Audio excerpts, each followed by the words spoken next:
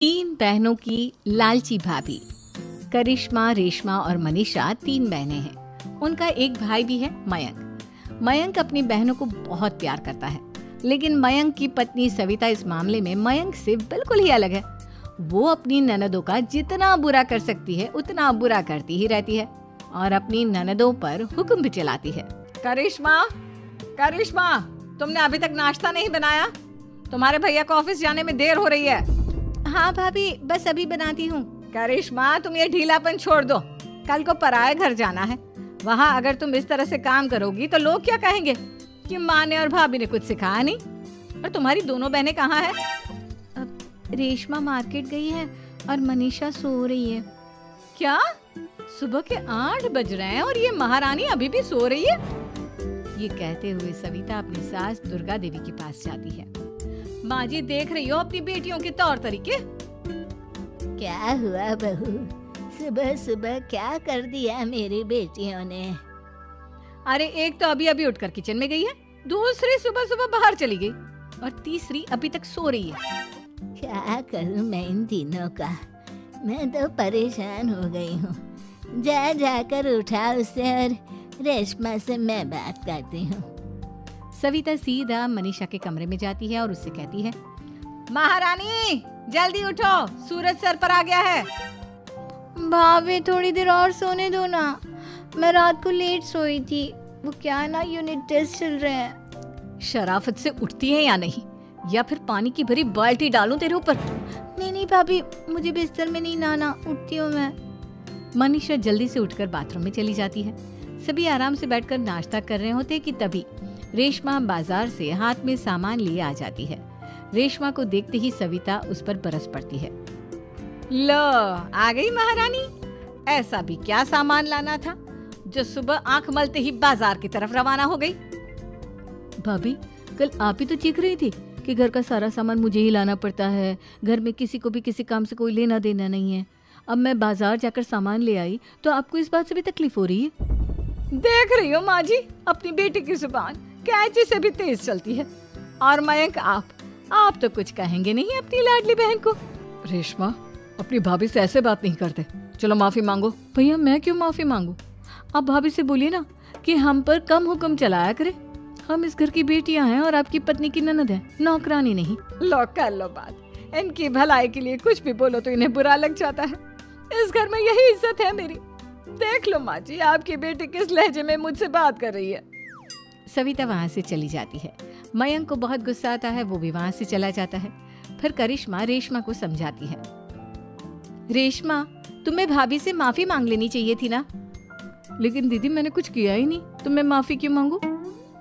हाँ करिश्मा दीदी, रेशमा दीदी जैसे ही घर में आई भाभी ही उन पर चिल्ला रही थी। हाँ, मैं मानती हूँ कि गलती भाभी की थी। मैं तो इसलिए बोल रही हूँ कि भाभी ने माँ को तो पूरी तरह अपने वश में कर लिया है। वो हमारी बात सुनती ही नहीं। मयंक भैया हमारे लिए हमेशा खड़े रहते हैं, इसलिए उनकी बात का मान तो तुम्हें रखना चाहिए था ना। कोई फायदा नहीं दीदी, कुछ दिनों की बात और है, भाभी उन्हें भी हमारे खिलाफ भड़का देंगी। फिर वो भी माँ की तरह हमारी किसी बात का विश्वास नहीं करेंगे। इसी तरह सविता अपनी तीनों ननदों को किसी न किसी बात पर परेशान करती रहती थी। एक दिन मयंक अपनी तीनों बहनों के लिए गिफ्ट लाया। करिश्मा, ये तुम्हारे लिए हार का सेट। रेशमा, तुम्हारे लिए सुंदर सी ड्रेस। और मनीषा, तुम्हें किताबें पसंद है ना, तुम्हारे लिए किताबें लाया हूँ। थैंक यू भैया। थैंक यू भैया। थैंक यू भैया। करिश्मा, तुम्हारा नेकलेस कितना सुंदर है। ये भैया कहाँ से ले आए होंगे? मैंने भैया को 3 दिन पहले फोन पर ये डिजाइन दिखाया था और आज भैया ये ले आए। सविता तो अपनी ननदों के गिफ्ट्स देखकर जल गई और करिश्मा का नेकलेस तो उसे भी बहुत पसंद आया था। अपनी बहनों के लिए कितना अच्छा नेकलेस लेकर आए हैं, मुझे कभी कोई गिफ्ट नहीं दिया।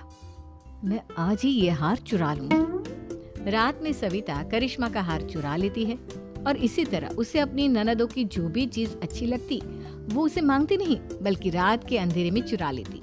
इसी तरह दिन बीतते गए और सविता ने मयंक के दिल में भी उसकी बहनों के लिए नफरत पैदा कर दी। एक दिन मयंक ने करिश्मा और रेशमा के लिए रिश्ता देखा और ये बात उसने घर में सबको बताई। माँ, करिश्मा और रेशमा के लिए बहुत अच्छा रिश्ता आया है। वो लोग कल इन्हें देखने आ रहे हैं। आप और सविता मिलकर सारी तैयारी कर लेना। ये सुनकर करिश्मा और रेशमा खुश हो जाती हैं, लेकिन सविता सोचती है, अगर इन दोनों बहनों की शादी हो गई तो घर और बाहर का काम कौन करेगा? मनीषा तो एक नंबर की कामचोर है, उससे तो किसी बात की उम्मीद लगाना ही बेकार है। मुझे इस शादी को रोकना होगा। अगले दिन सभी लड़के वालों के स्वागत की तैयारी करने में लगे होते हैं। तभी मयंक अपनी बहनों से आकर कहता है, तैयार हो गई तुम दोनों? देखो दोनों लड़के बहुत अच्छे हैं, मैं कोई कसर नहीं छोड़ना चाहता, इसलिए तुम उनके सामने अच्छे से बिहेव करना और अपनी भाभी से लड़ने मत लग जाना। करिश्मा, तुम वो नेकलेस पहन लो ना जो मैं तुम्हारे लिए लाया था। भैया मैं बहुत देर से वो नेकलेस ढूंढ रही हूँ, लेकिन मुझे मिल ही नहीं रहा। क्या तुमने नेकलेस खो दिया? तुम्हें पता भी है वो कितना महंगा था? तुम कोई काम ढंग से नहीं कर सकती। मयंक गुस्से में वहां से चला जाता है। थोड़ी देर बाद लड़के वाले भी आ जाते हैं। वो दोनों बहनों को पसंद कर लेते हैं और रिश्ता पक्का हो जाता है। लेकिन सविता के दिमाग में तो कुछ और ही खिचड़ी पक रही थी। वो पंडित जी के पास करिश्मा की कुंडली लेकर जाती है और उन्हें पैसे देकर करिश्मा की कुंडली बदलवा देती है। जब लड़के वालों के पास करिश्मा की कुंडली जाती है तो वो दुर्गा को फोन करते हैं। बहन जी, हमने करिश्मा की कुंडली अपने पंडित जी को दिखाई थी। आपकी बेटी की कुंडली नहीं बल्कि दोषों का पिटारा है। देखिए, मैं और मेरे पति इन सब बातों में बहुत विश्वास करते हैं, इसलिए हम आपकी बेटी से अपने बेटे की शादी नहीं करा सकते। इस तरह करिश्मा का रिश्ता टूट जाता है और सभी घर वालों को बहुत दुख होता है।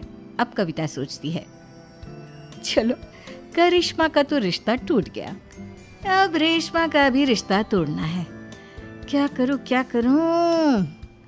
अब सविता आवाज बदलकर किसी अननोन नंबर से रेशमा के होने वाले ससुराल में फोन करती है। हेलो, मैं कौन हूँ कौन नहीं ये आपके लिए जानना जरूरी नहीं। बस इतना सुन लो कि रेशमा का 2 साल से किसी के साथ अफेयर चल रहा है। बस रेशमा का रिश्ता तोड़वाने के लिए सविता का इतना कहना काफी था। अब रेशमा का भी रिश्ता टूट गया। मयंक और दुर्गा देवी ने रेशमा को खूब खरी खोटी सुनाई और उससे बार बार उस लड़के के बारे में पूछने लगी। आप दोनों मुझे क्यों परेशान कर रहे हो?